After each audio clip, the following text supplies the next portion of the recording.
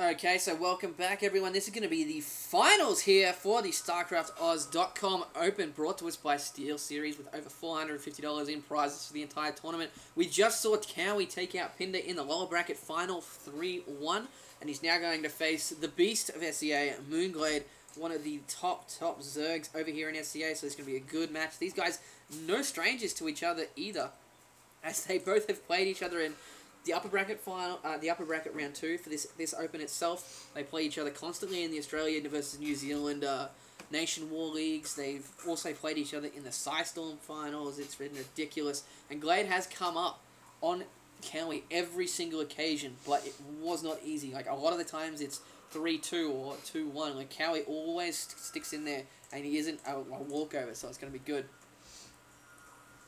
So, because of this is double elimination, Glade only needs to win one best of 5. But if Kowi takes the first best of 5, we will go to a second one, because Glade technically hasn't currently lost one. It's pretty normal to see how that goes.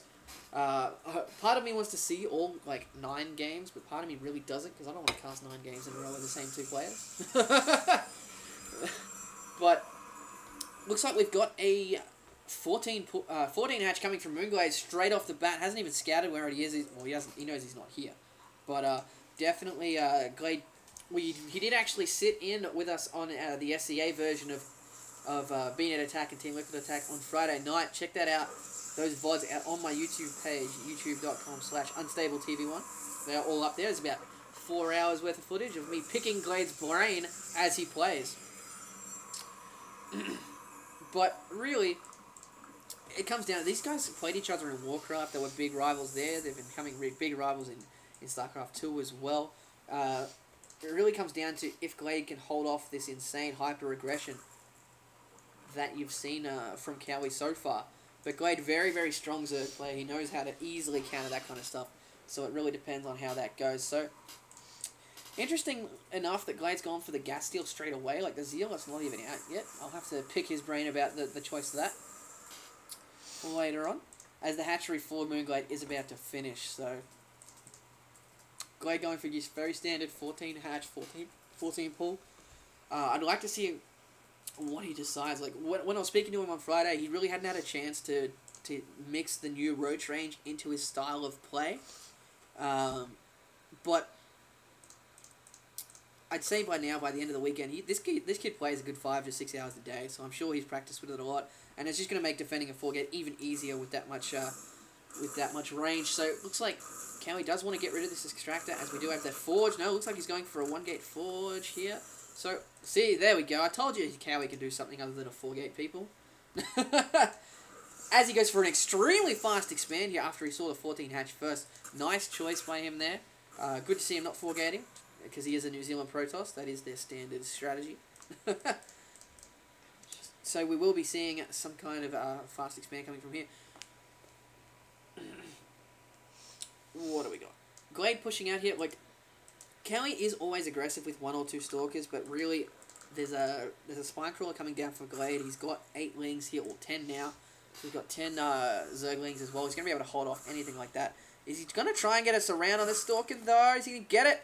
Is he going to get it? I doubt it at this stage. He needs Ling speed to really do that, unfortunately. But here we go. So we do have that nice wall off by that. Interesting note, since we have had the new roach range, normally what you could do is you could have a cannon placed just far enough behind the gateway that if Zerglings were hitting the gateway, that if roaches were trying to hit the gateway, the cannon could hit it. But if the roaches ran to the front of the gateway, they could not hit the cannon. That has completely changed this matchup now, because you can no longer do that versus Zerg. Either way, your roaches are going to be able to hit either the cannon or the gateway without being touched. So that's going to be really, really interesting to see how he mixes that up here. But the expansion is now up for both players. More gateways coming in for Kowi. I don't know, not sure if he's getting... No, he's not getting +1 upgrades as of yet. He's sitting on 36 supply to Moonglade's 42.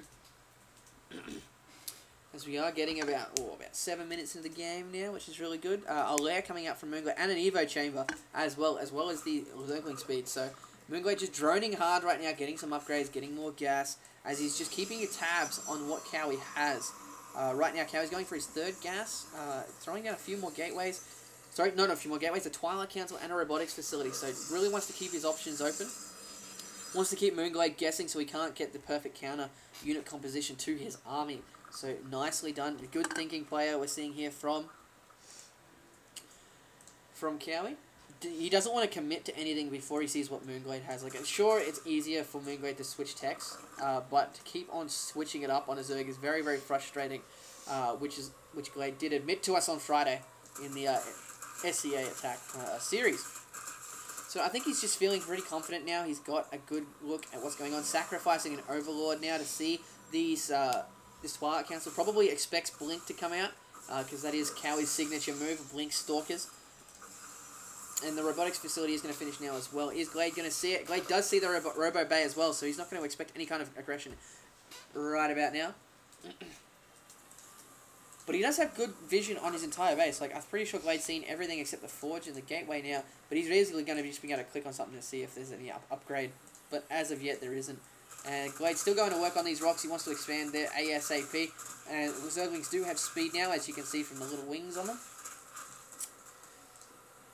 And looks like oh, hello, we got a Warp Prism coming out now from Kowi. Nicely done. That's going to keep Glade on the back foot. The one thing you don't want to do is let a Zerg sit back and macro and just get drones upon drones upon drones.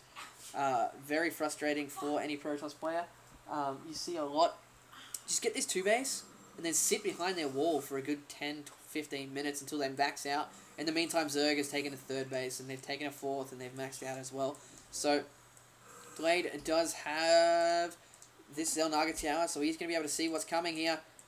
Actually, no, he's not. Kowi taking the smart route behind there. He's going to pop out now, though, with the Zerglings noticing a lot of Stalkers. If we have a quick look here, we're going to have 17, 18 Zerglings coming out for Moonglade. In the meantime, Kowi will be able to see up this cliff, which is going to be very, very useful for him. Is Blink done yet? It is done, so he's just going to be able to park his Warp Prism up the top here. No, he's going to warp in more Stalkers. While he's doing that, we've got a lot of units coming in here. Infestors from Moonglade. He does not have enough for fungal growth as of yet. Pulling out to the front, thinking something's going to happen there. Lots of Stalkers being warped in for Kowi. He can pretty much just blink right up this cliff because there's warp gates here. And here we go. No, he's going to go straight into it here. Fungal growth on these Stalkers. Nicely done. Fungal growth on both there. And since the patch, fungal growth does stop blink. So that is going to be very frustrating for Kowi. Moonglade knowing this, and he's just getting torn apart by all these Zerglings, warping up to the top of the cliff. Nicely done by Kowi. Going to keep himself in that. He's going to be able to snipe quite a few Overlords here as well. He's got dropped down to 86 supply. He's now going to supply cap Moonglade. Oh, great use off the force fields there. He's going to be able to keep Moonglade out all the time. So many Lings and Infestors just going to... Oh, I can see a...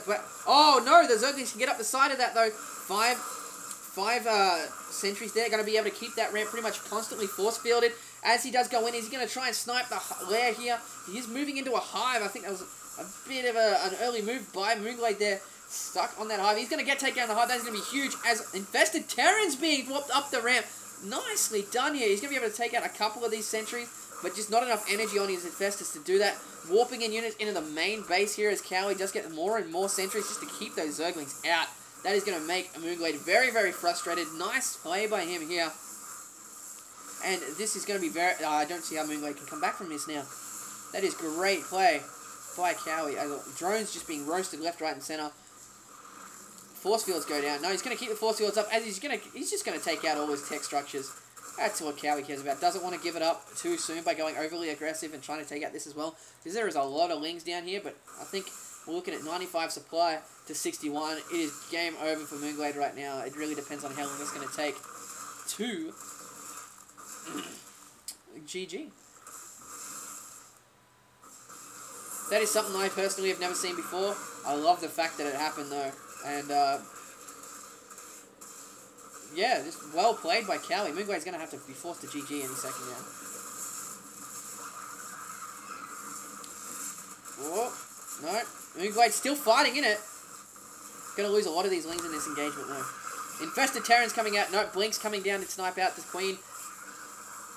Zealots as well. Good game by Kowi. Nice one. Coming from Moonglade. That was really well done.